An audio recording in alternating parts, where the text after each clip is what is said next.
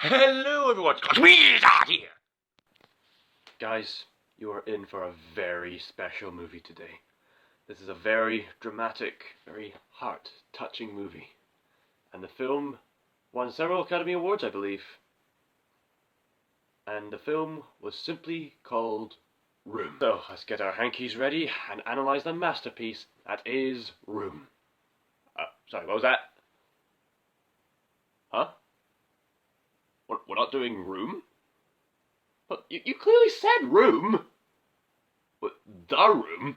Not spoof it. It's not true. I did not spoof it. It is bullpoop. I did not spoof it. I did not. Oh, hi, Scott Wizard. Tommy Wiseau? What are you doing here? I'm so happy that I have the opportunity to talk about my film with you. Yeah, but I'm also kind of criticizing your film. Oh, what's the matter, you little chicken? Cheep, cheep, cheep, cheep, cheep, cheep. Oh. Wait, you don't mind? No, it's fine to talk about film. It was intentional. I get used to it now. Very well. This is The Room. Directed, produced, written, and starring Tommy Wiseau. Thank you. We see some company logos, including a logo of the planet, foreshadowing that Tommy Wiseau is actually an alien. I come from my planet where everyone loves each other. Oh, I guess I spilled the beans now. I come from outer space. I came here to spread the love. Regardless of what happens, you wrote, directed, produced, and starred in your own film. This was entirely your craft, and I appreciate you for it. So, let's see what he worked so hard using his own craft. Hi, babe. You had two lines! 2 lines to say! And you couldn't even say 2 lines correctly! Okay, Tommy, what kind of accent are you trying to put on here? What accent? Wait, Something for you. that's your natural voice? This sloppy, poorly delivered way of talking is your natural voice? Isn't it fabulous? I would do anything for my girl.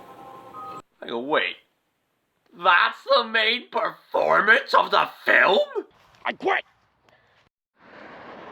Here's a fun drinking game. Try taking a shot whenever someone starts a conversation or greets someone by saying, "Oh, hi." Or take a shot every time Tommy Wiseau does that stupid laugh. Oh, hey, guys. Oh, hi, Danny. Wow, look at you. Anything for my princess. See you, Danny.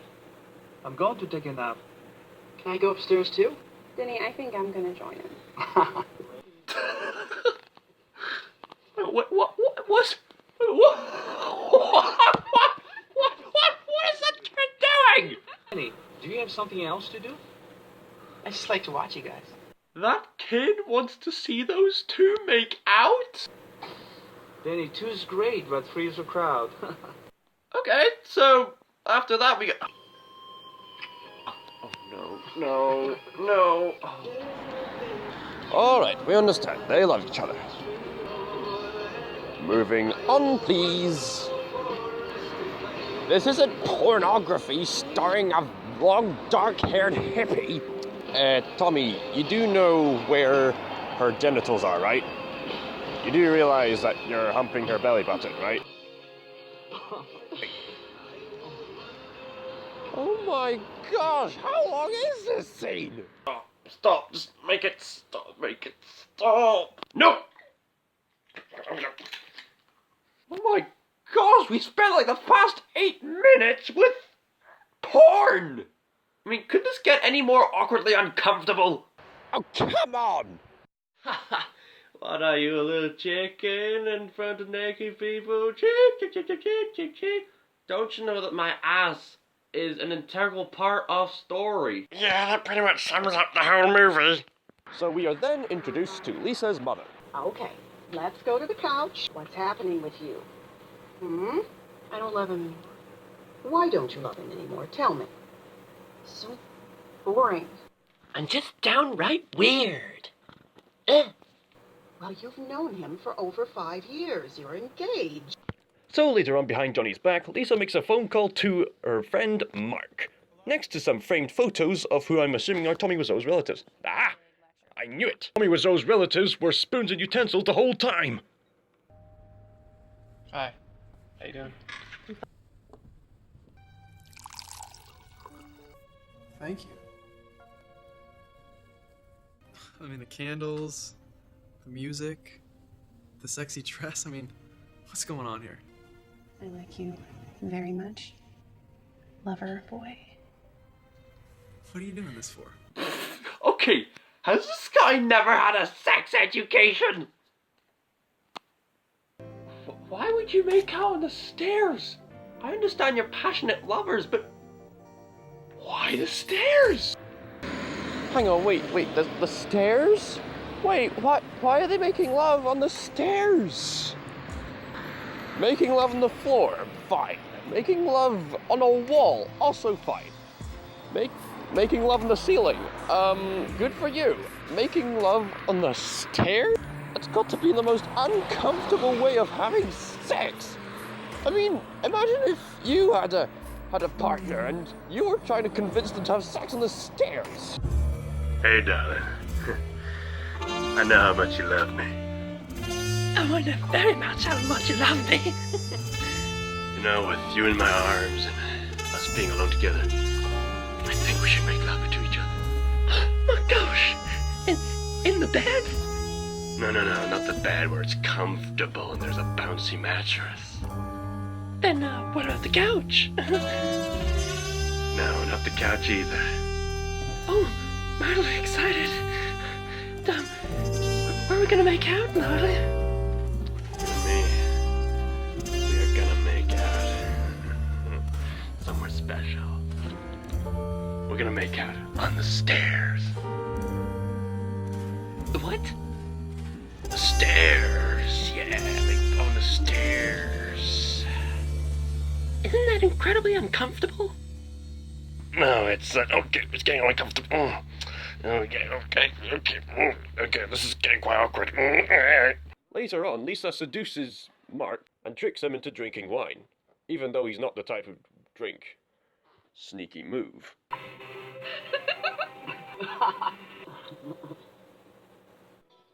No! You still can't hump her genitals!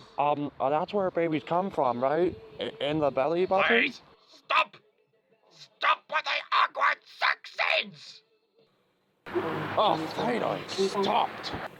When is it? Next Friday at 6. I don't know if I'll bring anybody. Oh, that jerk Harold. He wants me to give him a share of my house. 15 years ago, we agreed that house belongs to me. Everything goes wrong at once. Nobody wants to help me, and I'm dying. You're not dying, Mom. I got the results of the test back. I definitely have breast cancer. Oh gee, that's some major character development. Yikes. That's gonna cause some drama. I wonder how this is going to play into the plot. Look, don't worry about it. Everything will be fine. Concentrate on getting well. Well, at least you have a good man. I'm getting a sense of deja vu here. Mom, he's not what you think he is. We've already had this conversation! He didn't get his promotion.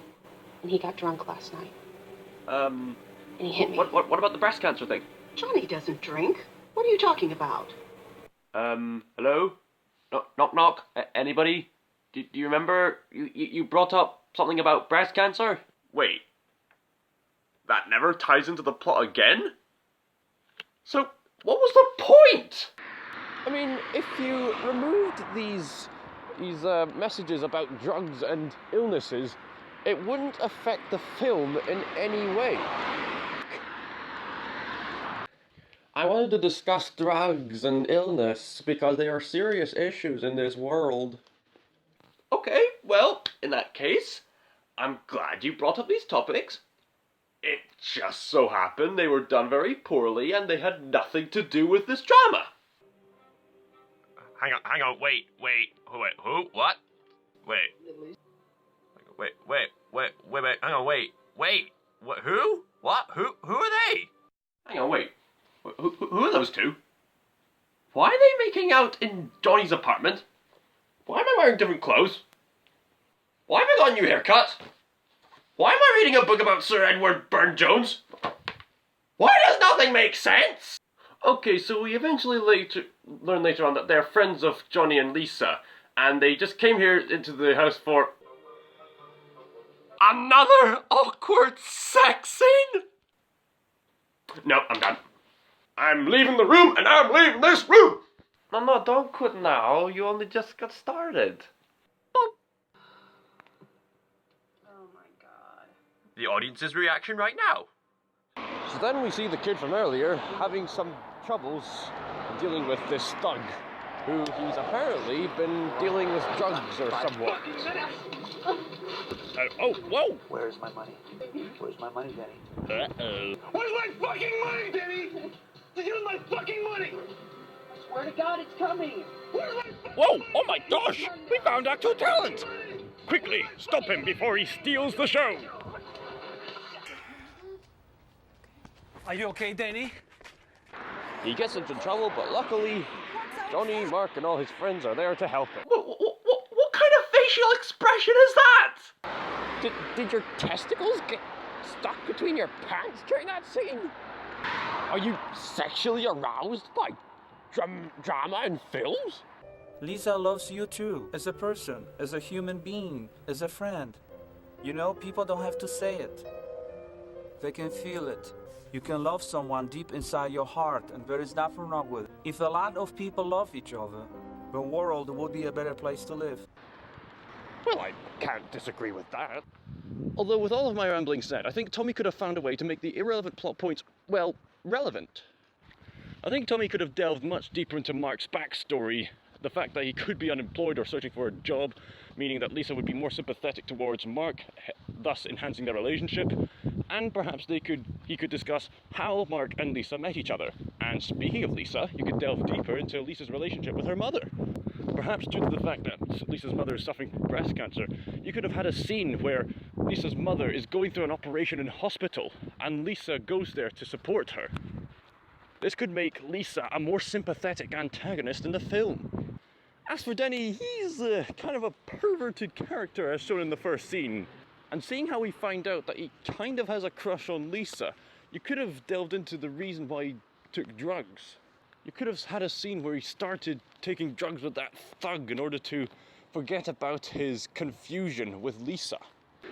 That would add more intriguing drama and would make Tommy's speech as a father figure much more relevant. And yes, the world would be a better place if a lot more people loved each other. That is probably one of the only things I agree with Tommy about. So then Johnny decides to get into a flower shop to buy some red roses for Lisa. Oh, hi, Johnny. I didn't know it was you. Wait, how could you not recognize him? Is Tommy not the only long black-haired hippie who is high on drama? I did not hit her. It's not true. It's bullshit. I did not hit her. I did not. Oh, hi, Mark. I'm surprised none of the other actors laughed on set! I think the bottle was the more impressive actor in that scene. Anybody who's called Mark will never be greeted the same way again. Oh, hi, Mark. Hey, Johnny, what's up? I have a problem with Lisa. She says that I hit her. What? Well, did you? No, it's not true. Don't even ask. People are very strange these days. A girl, she had a dozen guys. One of them found out about it, beat her up so bad she ended up in a hospital on Guerrero Street. What a story, Mark. What do you mean by terrible voice dubbing? I'm always talking with good lip sync. Maybe you need to get in sync with your lips in order to kiss your girlfriend. Mark? Yeah, you can say that again. I'm so happy I have you as my best friend, and I love Lisa so much. Yeah, you are. Later, Lisa has a serious talk with Johnny. Why are you so hysterical? You are lying. I never hit you.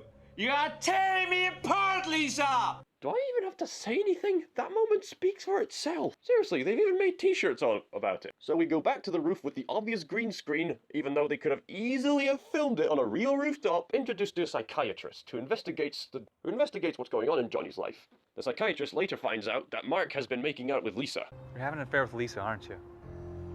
Am I wrong? What? Okay, I think there's a dignified reason for using a green screen rooftop area.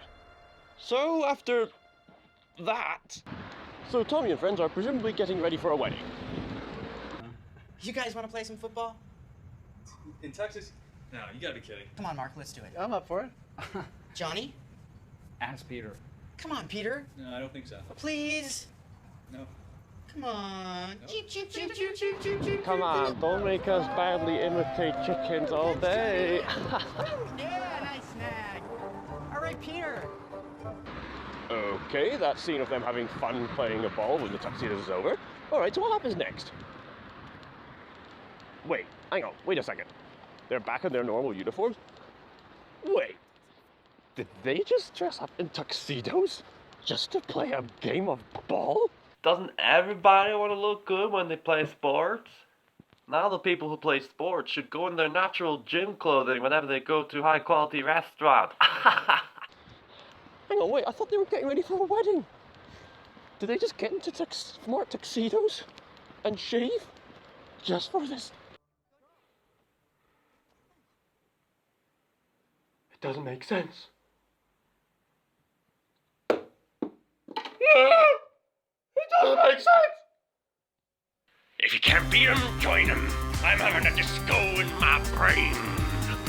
Feel free to join me.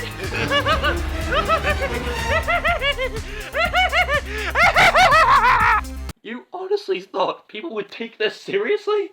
Johnny and Mark have small talk once again, this time in a cafe. We'll make a lot of money. What client? I cannot tell you, it's confidential.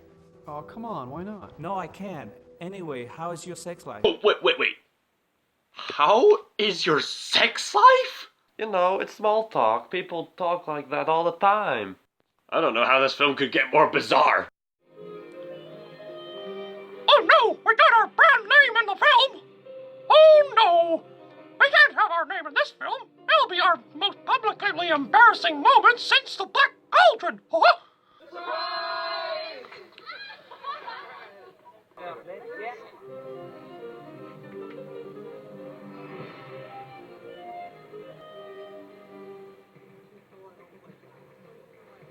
Hang on, wait a second. Was that meant to be time passing by? Oh yeah, that was meant to be time passing by. You just had an establishing shot of the city, only to then go straight back to your party. Couldn't you have done it like this? And that's better visual storytelling, because it allows the audience to see how that time is passing. I think if you used that establishing shot before you had the party, then perhaps that scene could have worked better, because you would have established that it's set in a city during nighttime, then did the shot that I just did to indicate time passing by. Makes more sense, doesn't it?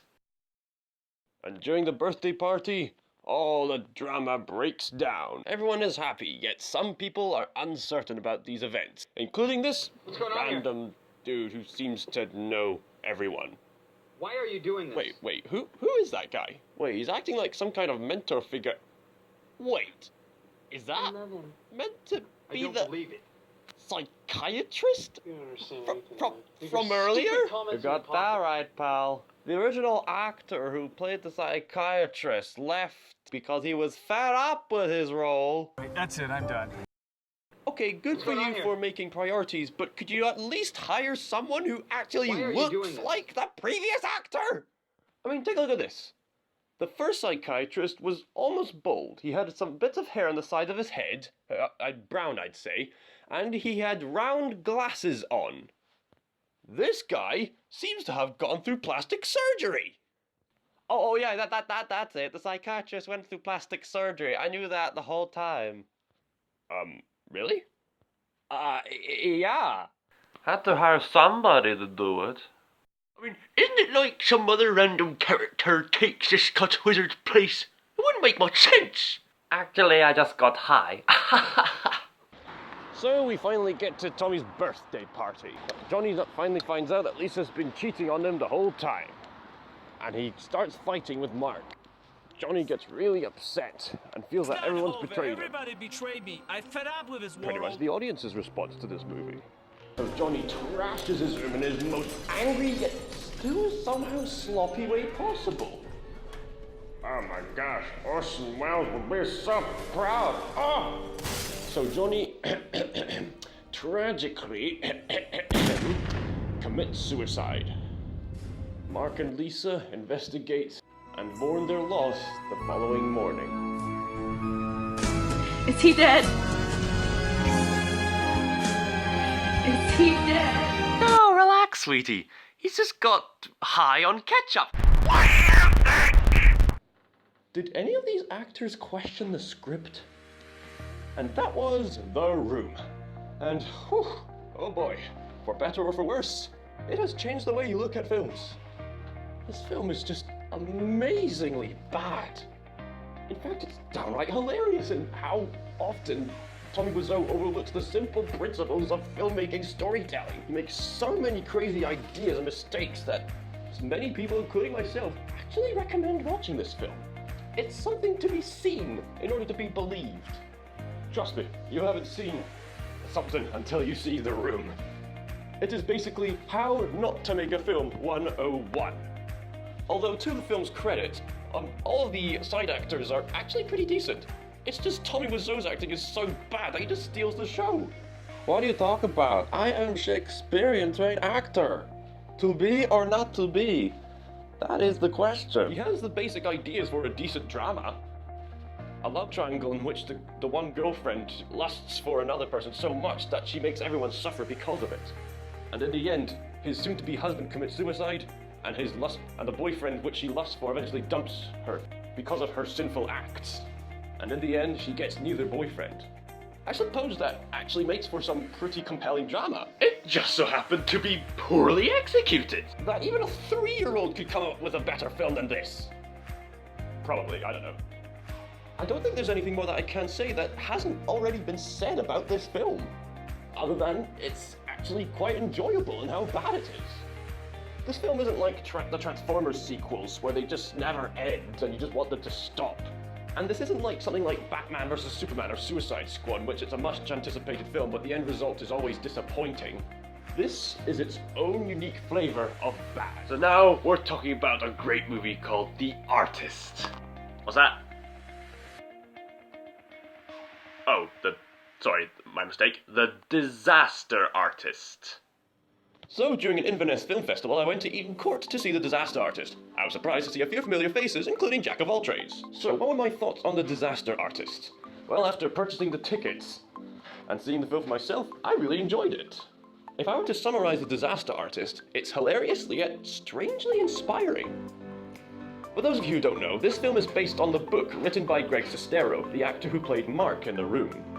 The book documents Greg's experience of how he met Tommy, how they would eventually become best friends, move to Los Angeles, and create their own film. Greg described it as a particularly bizarre experience. But Tommy, weirdly enough, has made him a more confident person. It's clearly shown during the first scene back in the drama club that he and Tommy went to, is that Greg struggled as an actor. He was very tense and wouldn't just go with the flow.